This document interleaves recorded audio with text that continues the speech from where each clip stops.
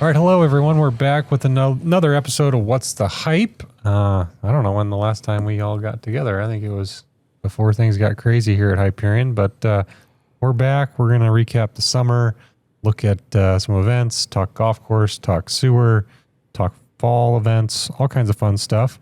But kind of where did time go? I don't know where it went. We're recording this on Tuesday, August 18th. Just wrapped up a big Monday outing yesterday. And looking ahead to parent-child this weekend. Club championship wrapped up this past weekend. Adam's going to talk about that. But yeah, school starts next week.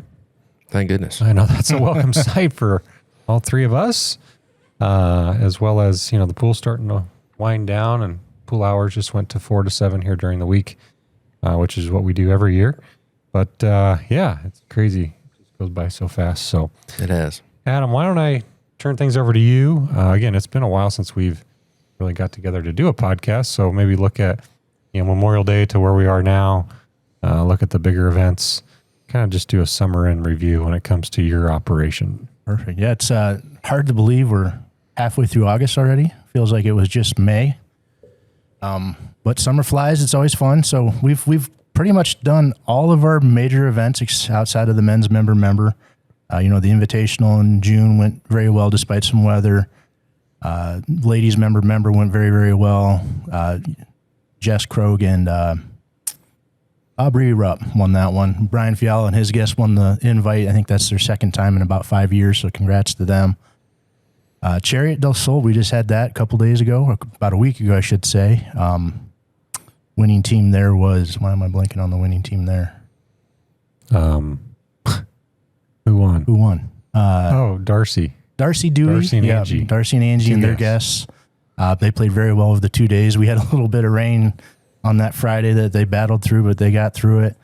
Then, of course, we just got to championship month. The husband-wife was won by Jenny and Larry Jackson. They played well. I think they were about 10 over as a team. And then your club championship, it was a one-day this year due to some unfortunate weather, but you had Levi Slings finish at 1 under through 27 holes for your men's champion. Your ladies' champion was Jen Walker. I think she shot 78. So well played by those two. Your senior champion was Craig Thompson.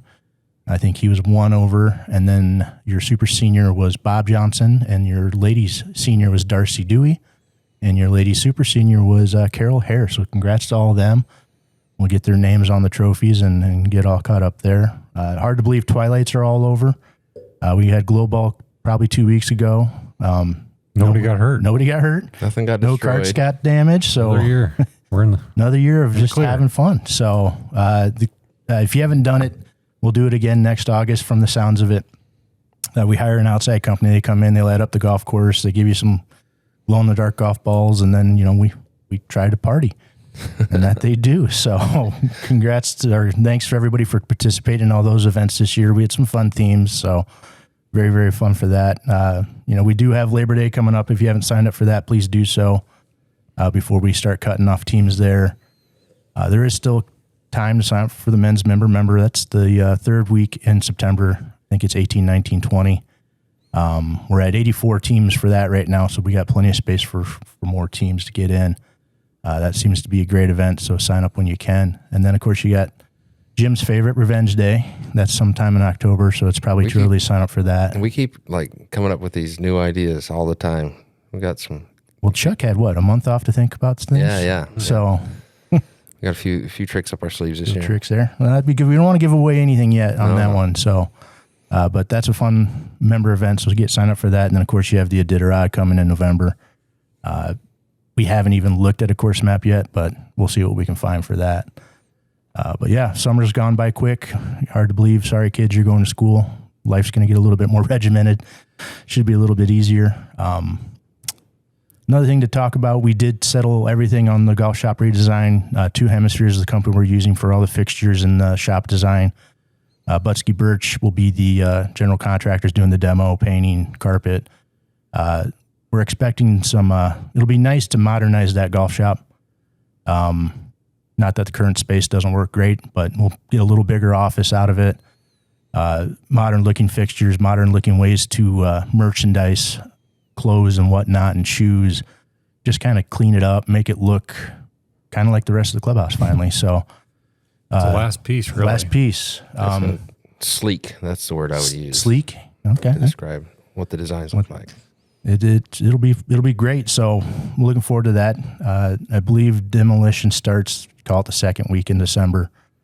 5-6 weeks for that. New paint, new carpet, and then 2 Hemispheres comes in with all the fixtures, and maybe a week later we should be done. So I'm going with 7 weeks. So hopefully by February we should be back up and running and get you guys going for a great 2027. I believe it's 2027. Yeah. So yeah, we've been working on this for almost a year, haven't we? With 2 Hemispheres. Started the discussion about this time last year, and went through all the design phases with the board and different committees and whatnot, and finally got a really good plan. And like you said, Butsky Birch is going to do all the demo, painting, kind of the finishes, and then 2 Hemispheres will come in with all the fixtures and staging stuff and display cases and all that stuff. So all in all, it's about a $330,000 project, which is a big number for us. That'll be kind of not the only project we do next year, I guess next fiscal year, but kind of the big one. Obviously, there'll be other requirements that you might see some changes, whether it's on the golf course or in the clubhouse, but our main focus is the golf shop. But, $330,000, that's a big number, but that's all paid out of your operational capital dues. So that's your monthly capital dues, as well as initiation fees that come in, and that pays for that. So there's no extra cost to the membership, which I think is nice. Obviously, we did an assessment in February when they have the other half here in November, but that money is more so strategic investments for the sewer system, which I'll get into a little bit later, as well as continuing to put money into our reserve for our irrigation system, which we've been talking about that a lot lately at the committee levels, as well as the board. So yeah, I know Adam and his staff are really looking forward to getting the golf shop done. And then sounds like you guys are going to be going to Orlando to look at some new stuff, right? Yep. So it's kind of fun. We're doing a spring buys right now. So we're trying to figure out what exactly bring in to the new shop, have it looking nice for you. And then Orlando, you do all your fall buys, and we'll be looking at more than anything else now. The PGA show is all about the technology and all the AI and stuff that you can do with, simulators and all that. So that's the big go-to products you go down there to look at. So it's nice to see all the clothing people and find some new clothing brands and some other things. So looking forward to that trip, and getting to spend some time with the team in Orlando, away from my kids, who will be a couple months into school by then. Good luck, Mom. Nice break. Good luck, Mom. Yes. Good luck, Mom. And we'll probably have our social media team kind of do some updates while that shop demolition's going on, and keep you updated with what it could look like, or not could look like, but what it will look like when it gets going. So look forward to having that going on as well. Good deal. Yeah, it's been busy. And again, getting back to the championships and all the different events we've done, congratulations to all their winners. Might be Darcy Dewey, the player of the year with her. Could be. Senior club championship as well as a chariot. We'll see what the Solheim Cup brings. Okay, Jim, let's move over to you. Talk about golf course, talk about rain, talk about all the challenges you faced here. Rain? This summer with really rain, and then heat, and then rain, more rain. So why don't I'll just give you the floor, and you can kind of start wherever you want to start. Yeah, no, it's been a long year. I'm exhausted. We still got a long ways to go. That's kind of the nature of the beast. It's a mad dash to get all the golf in for 8 months, and then we do get a nice break here in Iowa. So looking forward to that, but we're definitely not stowing stuff away just yet. The challenges this year, we have had a lot of rain, 9.5 inches recorded at the club in July, and now already over 4 inches in August, this first half of August. So that July number is really, really high for the midsummer, and then August we're already exceeding what a normal August looks like, and we're not even halfway through. That said, it could have been a lot worse. There's a lot of courses in the area that flooded this summer. Every year a golf course superintendent's going to face some sort of a weather anomaly, weather challenges. We talk about climate, and we have averages, but we're always deviating from that average. Either it's too hot, too dry, too cold, too something. But what else would I believe, is that why they call supers too? I got to have something to complain about. I mean, anyhow, but yeah, the all that rain coupled with, we just have had so much humidity. The dew points up into the upper 70s and up into the 80s at times, just a tropical feel to the weather. It's been quite challenging, really, ever since the 4th of July. How does that impact us? Obviously all that rain, everything's growing like crazy. The rough is thick and lush like May or June, and here we are mid-August. That's going to be kind of the norm, I'm afraid, for the rest of the year, is just keep it in the fairway. Green speeds have been hard to keep up just with all of the growth. We've got a lot of nutrients releasing with all this heat, humidity, and moisture. Disease pressure in the fairways and tees has been especially high. Those are our lower input areas. We're not spraying the highest dollar fungicides and whatnot for the tees and fairways. A lot of Poa annua is checked out of our fairways, which not altogether bad. It's a little bit unsightly here, but we've already dropped seed in a lot of those areas, try to get those to come back sooner rather than later. The weeds have just gone crazy. We get, so much moisture like this. All of our pre-emergence herbicide, I can guarantee you, is gone. We're getting goosegrass in the tee boxes and knotweed and prostrate spurge, nutsedge. It's just been a great year to have weeds. So we spent quite a bit on herbicides, trying to keep those in check. The flower beds is really, really challenging to stay ahead of all the weeds and stuff in our flower beds when we get this much moisture, but we're doing the best that we can. With all the weather and the rain, we've had a lot of days where we have to restrict carts, and that's something I wanted to chat about. And people will say, well, this day we had 2 inches and we were able to have carts, and then we only got a half inch this day. Why can't we have carts? It doesn't make any sense. Well, if you had this event or this group of golfers, you would have had a different decision. And from what I gather, people just don't understand, and everybody's kind of looking out for their own group or that day. It's frustrating when they don't get to play. I understand.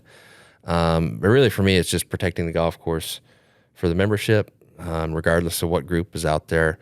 And the way it just doesn't make sense all the time is what I always tell Adam is Adam wants to know, hey, if we get X amount of rain, what's it going to look like? It really depends on when did that rain come? How fast did that rain come?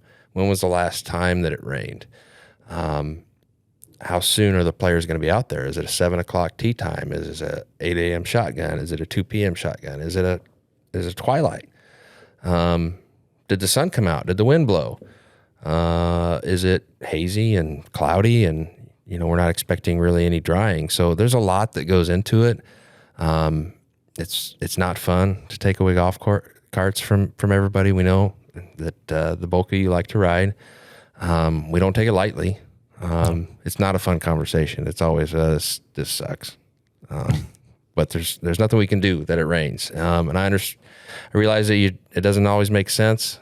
Sometimes we get a quarter inch. Well, if we're already saturated, a quarter inch is too much. Versus if we're really, really dry and we get a heavy downpour at 2 inches and it was 7 o'clock last night, the course is in great shape the next day. So it's kind of how it goes. You just have to roll with what the conditions are giving you. So, we've had some just unfortunate timed rains this year. You look at the Invitational, that first day of the practice round got rained out. July 4th, General Stars and Stripes got rained out.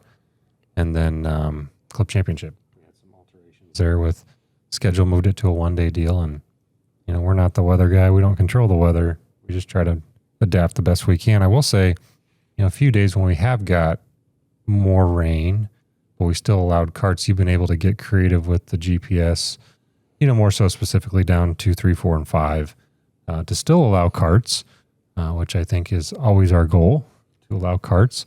I know that's been, a few Wednesdays we've had where got some rain in the morning, but still able to have carts out there for the duration of the day, which members appreciate. Been a couple times where if we didn't have that feature that I may have just made the decision, we're not going to allow carts because we just have no control over where they can go. I can put 100 signs out there, but people can drive right past them, or maybe they don't understand, they don't see, but the GPS sees, and it'll slow you way down. Oh, yeah. All right, great. Well, maybe look more so ahead here to the irrigation project, starting that discussion at the Greens and Grounds Committee level. Obviously, it's been a topic at the board here over the last several years, which are with our reserve we started. But maybe talk the focus groups that are planned for this fall, and kind of the objectives that really strategic planning started with when you talk the irrigation replacement. When also talk maybe different projects on the golf course while it's all torn up, kind of their instructions to the Greens and Grounds Committee, and then what these focus groups are going to look at and identify and suggest for discussion when that time does come and we have to replace the irrigation. Yeah. So, the grand scheme of things, we're trying to be proactive, planning for an irrigation system so that we can get fair price and a good contractor, and not wait until it's too late and we start having the golf course really, really suffering because the irrigation system's broken or inadequate and those sorts of things. So we're being proactive, which is of the utmost importance right now is the current climate in the golf economy. A lot of the good contractors are planning 3 and 4 years out for those sorts of projects. And so, our 30-year anniversary, that's our goal, is 2032. So I want to be able to, go to a handful of contractors in 2028 and say, this is what we have planned. This is the scope of our project. Bid it out, whatever that process looks like, so that the board can make a selection and get us on the books from somebody. The approach that we're taking with, strategic planning, the board, is to do a very pragmatic project, I guess is the word that I use to describe it, meaning do the common sense stuff, concurrent to the irrigation system at the right time, continue to make steady improvements along the way, and not to have a situation where we're asking the members for a whole lot of money, and on top of giving us a whole bunch of money, we don't want you to have the golf course for 6 months or a year. That's not the approach that we want to take. We want to keep the course at least available to some extent, if it's 9 holes, 10 holes, 11, 12 holes, whatever that looks like throughout that process, and do it in a way that makes sense financially for the club, to where we're not emptying people's bank accounts, emptying the club's bank accounts, anything like that. So with regard to the focus groups, it's going to be a costly project, and the phrase that I keep using is we only want to spend the money once. So I don't want to put in a new irrigation system and then have a new board get elected, a new set of committee members get elected, and hey, all of a sudden we want to move a green over here and build some tee boxes over here and do all sorts of crazy stuff because we've just spent, maybe $1 million or whatever it is, and now we're going to dig it up and redo it. That doesn't make any sense. So the approach that I'm taking is, and that the committee is taking is, let's think about this holistically. Think about what we want the course to look like for the next 40 years plus, and what sort of changes do we need to make, what's going to be most impactful, et cetera. And we do have a master plan. It's going on 8 to 9 years old at this point. And so we're going to go back with committee members as well as members at large and have 3 focus groups kind of review that master plan and prioritize what are the things we think would be most impactful for our dollar, get the most bang for our buck. What are our biggest needs, challenges for the future? That way we can kind of pick away at what we can in the years leading up to the bigger project, and obviously put our arms around this thing. What's it going to look like? What's the scope of the work? How much is it going to cost? And that way we can plan for it and just have a proactive approach. And that way everybody kind of has a good understanding and excitement for the project rather than, fear and anxiety, that sort of thing. But we'll have 3 groups. We'll have some ladies. We'll have some higher handicap players. We'll have some lower handicap players, younger players, older players, so that everybody will be heard. Obviously, we can't listen to every single member's comments. It would be like a month-long town hall. But maybe longer. Yeah, right. I know. Everybody's got ideas. I like ideas.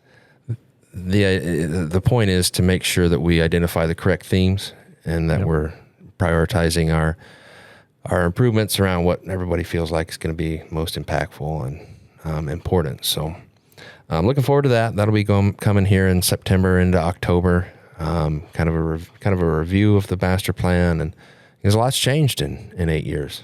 It really has, and a lot Mostly of things for on the the better. master plan we've accomplished.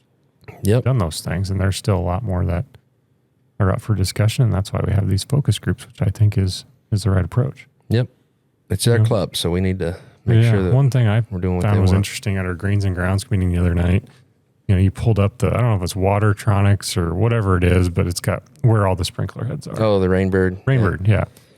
So, and you made a comment, there's certain areas on our golf course between 1 and 10, between 17, 18, 12 and 15, where we have all these big trees, right? And it's hard to grow grass. I think you've done a nice job with kind of roping some of those areas off this year, but there's just areas where there's just too much shade and no water, and that's not a good combination for growing grass.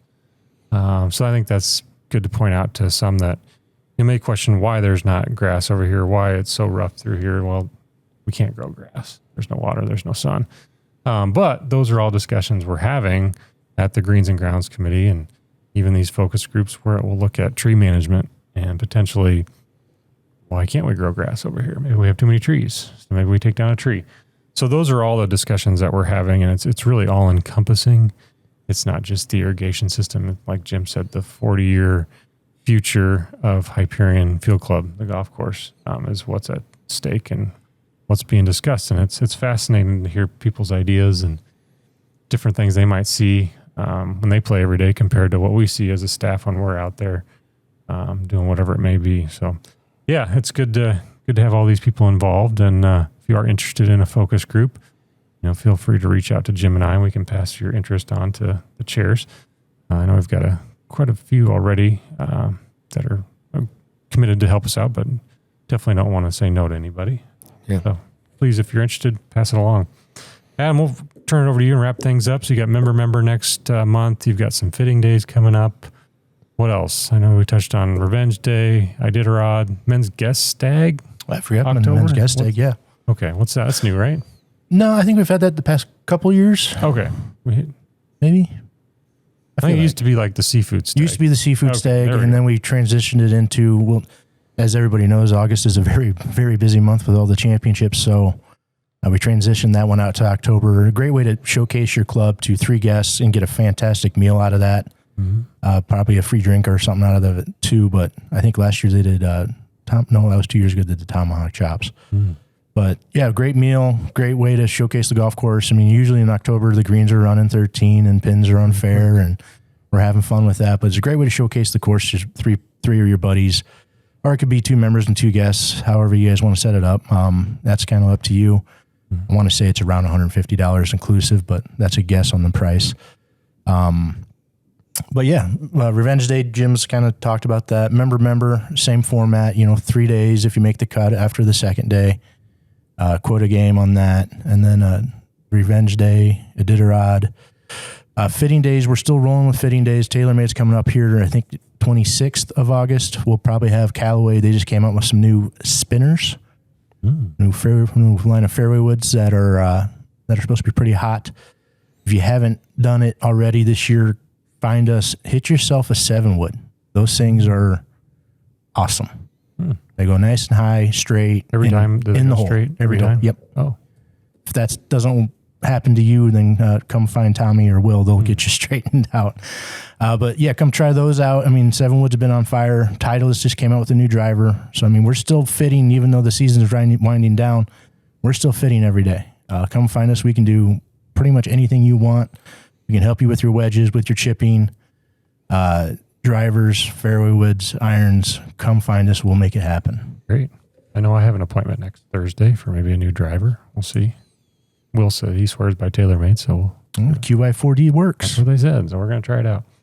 Real quick, just to wrap it up, I mentioned the sewer system. We did a video back, I think it was April, May, where I kind of outlined what was going on with our sewer system. We've touched on it quite a bit in these podcasts, but that's all going to happen here probably around Thanksgiving. Construction will start.